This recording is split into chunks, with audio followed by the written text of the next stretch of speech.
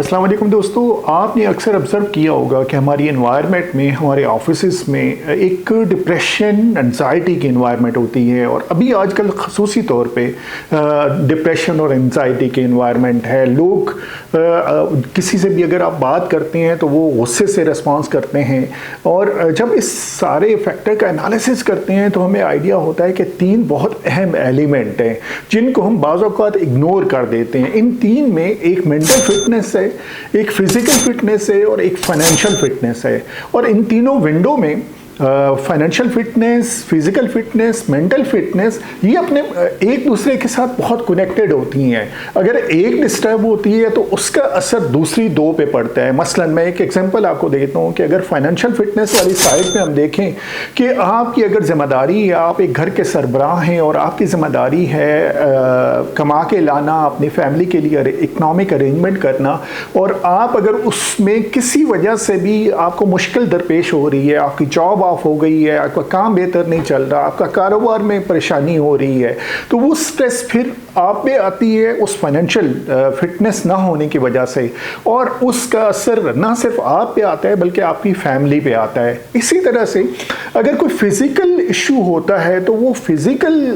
जो फिटनेस में डिस्टर्बेंस आती है वो असरअंदाज होती है आपकी मेंटल फिटनेस के ऊपर, आपकी फाइनेंशियल फिटनेस के ऊपर। तो ये तीन बहुत अहम एलिमेंट होती हैं जिनको हमें फोकस करना होता है और जिन पे रेगुलरली हमें काम करने की ज़रूरत होती है। तो आज इस वीडियो में मैं फाइनेंशियल फिटनेस के हवाले से बात करूंगा कि फाइनेंशियल फिटनेस क्या है, हमें इस पे कितना काम करना चाहिए और ये क्यों ज़रूरी है। जैसे मैंने आपसे जिक्र किया कि ज़रूरी तो इस वजह से है कि ये तीनों बहुत अहम इंटरकनेक्टेड विंडोज़ हैं कि फाइनेंशियल फिटनेस अगर बेहतर होगी तो आपकी जो बाकी दो एलिमेंट हैं, फिजिकल फिटनेस और मेंटल फिटनेस, वो बेहतर हो जाएंगी और ओवरऑल आपका एक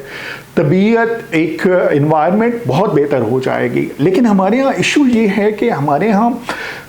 हम जितना कमाते हैं, हमारी कुछ हैबिट्स ऐसी डेवलप हुई होती हैं, हम जितना कमाते हैं वो खर्च करते जा रहे होते हैं और फिर नेक्स्ट मंथ से फिर दौड़ना शुरू कर देते हैं, फिर कमाते हैं, फिर वो खर्च कर देते हैं। हमारे यहाँ हमारी हैबिट्स उतनी डेवलप नहीं की गई। हमारी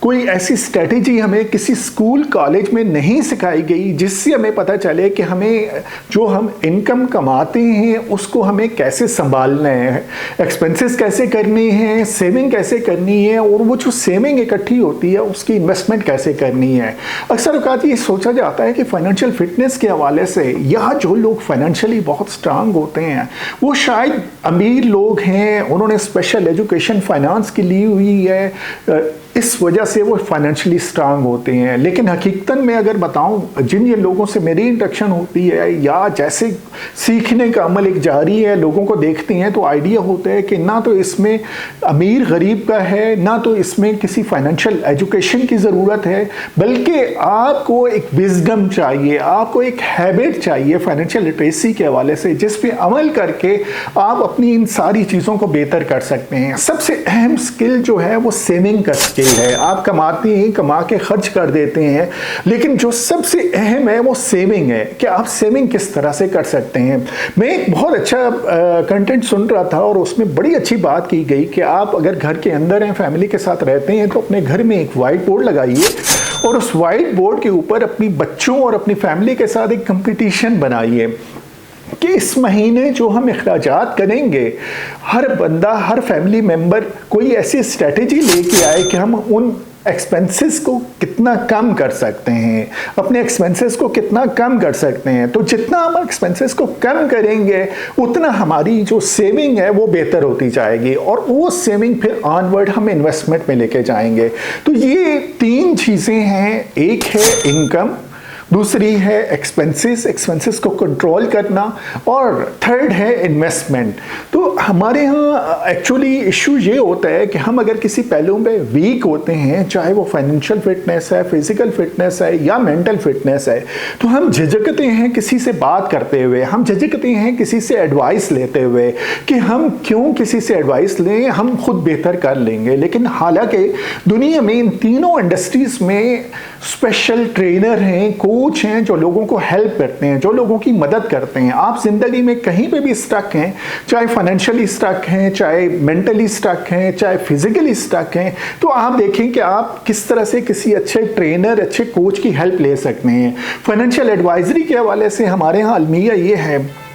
कि हम अगर बैंकर को कांटेक्ट करते हैं तो वो अपनी प्रोडक्ट को मार्केट करने की कोशिश करता है, हमें सेल करने की कोशिश करता है। हम अगर किसी इंश्योरेंस एजेंट को कांटेक्ट करते हैं तो वो अपनी प्रोडक्ट हमें सेल करने की कोशिश करता है। हम किसी प्रॉपर्टी के एक्सपर्ट को, किसी रियल्टर को कांटेक्ट करते हैं तो वो अपनी प्रोडक्ट हमें सेल करने की कोशिश करता है। लेकिन कोई हमें ऐसा फाइनेंशियल इंडिपेंडेंट एडवाइजर नहीं मिलता जो हमारे लिए पूरा फाइनेंशियल प्लान बना सके। ज़रूरत इस समझ की है कि ढूंढें कोई ऐसा अच्छा फाइनेंशियल प्लानर जो आपको आपकी पूरी फाइनेंशियल प्लान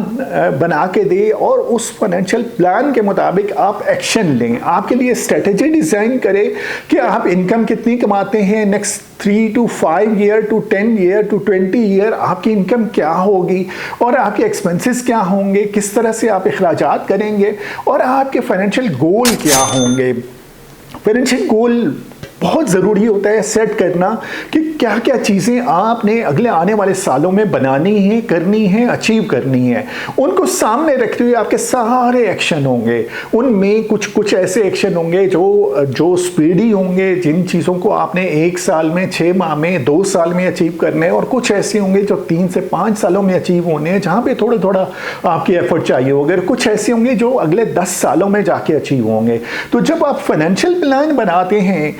इन राइटिंग सारे अपने फाइनेंशियल गोल्स को ले जाते हैं, तो आपका माइंड उनके सोल्यूशन पे वर्किंग शुरू कर देता है। फर्ज किया आपने फाइनेंशियल प्लान बनाया और आपका जो फाइनेंशियल गोल्स हैं उसमें आपने गाड़ी खरीदनी है, आपने घर खरीदना है, आपने शादी करनी है, आपने अपने बच्चों की एजुकेशन करनी है, तो उन सारी चीज़ों को नोट डाउन कर लीजिए और उनके सामने ईयर लिखते जाइए कि इस साल में मैंने ये चीज़ें अचीव करनी है।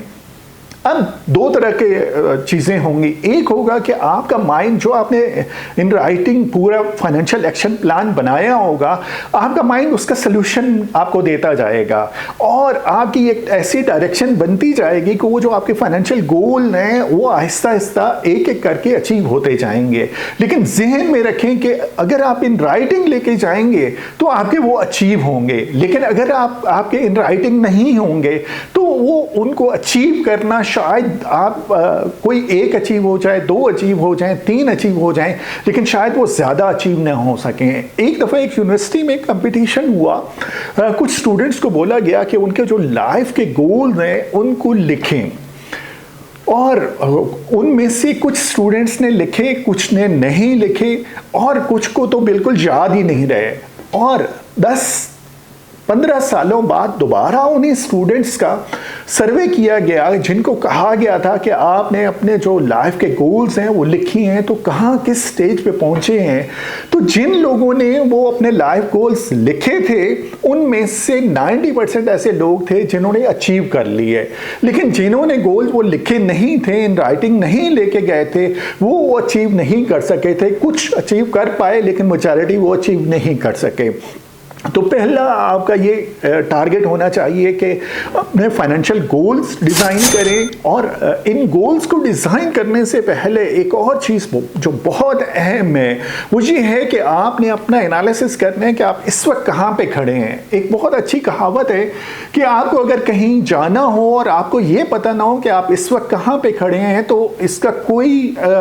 बेहतर नहीं हो सकता या वो अचीव आप नहीं कर सकते जब तक आपको पता नहीं है कि आप इस वक्त कहाँ पे खड़े हैं। जिस सिचुएशन में आप इस वक्त खड़े हैं उसका अंदाज़ा आपको होना चाहिए और उससे आगे फिर आपका प्लान बनेगा, आपका फाइनेंशियल गोल सेट होंगे। तो सबसे पहले आपने डिज़ाइन करना, आपने देखना है, अपना एनालिसिस करना है कि आप फाइनेंशियली इस वक्त किस पोजीशन में खड़े हैं और आपने अगले 1 साल में, 2 साल में, 3 साल में, 5 से 10 साल में कहाँ क्या चीज़ें अचीव करनी है, क्या गोल्स हैं। तो इस तरह से आप फाइनेंशियल गोल बनाएं। ये फाइनेंशियल लिटरेसी, फाइनेंशियल फिटनेस के हवाले से हमारी वीडियो थी। और अपने आप को अंदाज़ा करें कि इस वक्त आप कहाँ खड़े हैं, आपकी इनकम कितनी है, आपके एक्सपेंसेस कितनी है, आपकी सेविंग कितनी है, आपने अगर कोई लोन देना है तो वो लोन कितना है, उस लोन को कैसे आपने पे आउट करना है, और नेक्स्ट आपने फाइनेंशियल गोल क्या सेट करने हैं, क्या चीज़ें अचीव करनी है। अब उनको अचीव करने के लिए आपको इनकम कितनी चाहिए, अगर इनकम आपको बढ़ानी है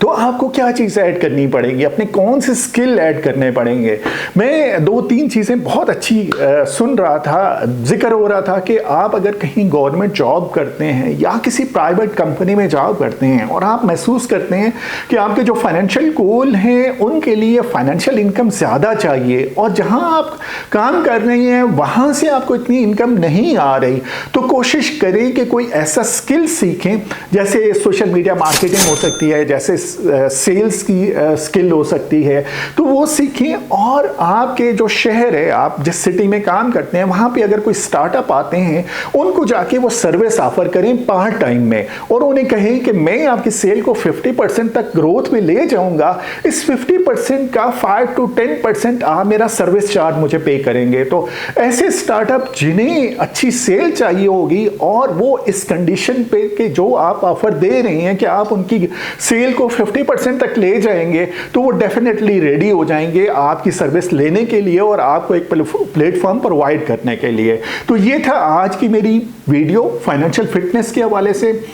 मेरा नाम अरशद अमान है, हम होमी प्रॉपर्टीज़ के नाम से इस्लामाबाद में रियल एस्टेट का बिजनेस करते हैं। आप हमें कांटेक्ट कर सकते हैं, किसी भी तरह की हेल्प आपको चाहिए हो, चाहे आपको रियल एस्टेट में इन्वेस्टमेंट करनी है, चाहे आपको किसी तरह से ट्रेनिंग कोचिंग में सपोर्ट चाहिए, डेफिनेटली, क्योंकि मैं रियल एस्टेट ट्रेनिंग में भी हूँ, ट्रेनिंग इंडस्ट्री में ओवरऑल पाकिस्तान में काम कर रहे हैं मुख्तलिफ ट्रेनर्स के साथ मिल के। तो अगर आपका इन तीनों सेगमेंट में, चाहे फाइनेंशियल फिटनेस है, चाहे मेंटल फिटनेस है, चाहे फिजिकल फिटनेस है, आपको किसी तरह की सपोर्ट चाहिए, मेरा नंबर यहां स्क्रीन में आपको नजर आ रहा है, आप मुझे कांटेक्ट कर सकते हैं और मुझे खुशी होगी आपको सपोर्ट करने में।